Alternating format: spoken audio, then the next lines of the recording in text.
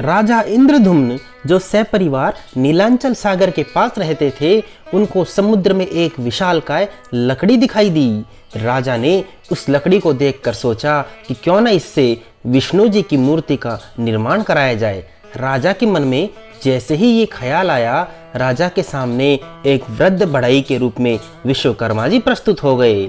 उन्होंने मूर्ति बनाने के लिए एक शर्त रखी, मैं जिस घर में मूर्ति बनाऊंगा उस मूर्ति के पूर्ण रूपेण बन जाने तक उस घर में कोई भी प्रवेश ना करे।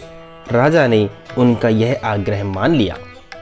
आज जिस जगह श्री जगन्नाथ जी का मंदिर है, उसी के पास एक घर के अंदर वह वृद्ध बढ़ई यानी कि विश्वकर्मा जी स्वयं मूर्ति निर्माण में जुट गए। राजा के परिवारजनों को यह जानकारी नहीं थी कि वह वृद्ध बढ़ई कौन है। कई दिन तक घर का द्वार बंद रहने पर महारानी ने सोचा, बिना खाए पिए वह बढ़ई कैसे काम कर सकेगा। अब तक तो वह जीवित भी होगा या मर चुका होगा। महारानी के मन में संशय होने लगा। महारानी ने महाराजा को अपनी शंका से अवगत कराया।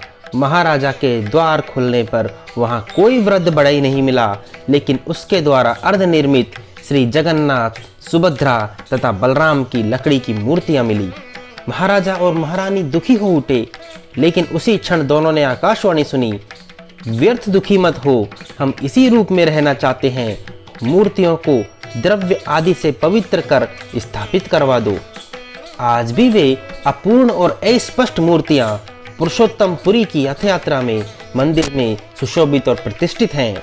रथ यात्रा माता सुभद्रा के द्वारिका भ्रमण की इच्छा पूर्ण करने के उद्देश्य से श्री कृष्ण व बलराम ने अलग अलग रथों में बैठकर करवाई थी।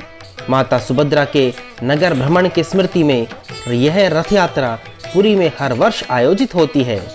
जगन्नाथ रथ यात्रा उड़ीसा में एक प्रमुख धार्मिक आयोजन है। पौराणिक कथा के अनुसार इस दिन भगवान जगन्नाथ अपनी मौसी के घर से होते हुए गुणिंचा मंदिर गए थे।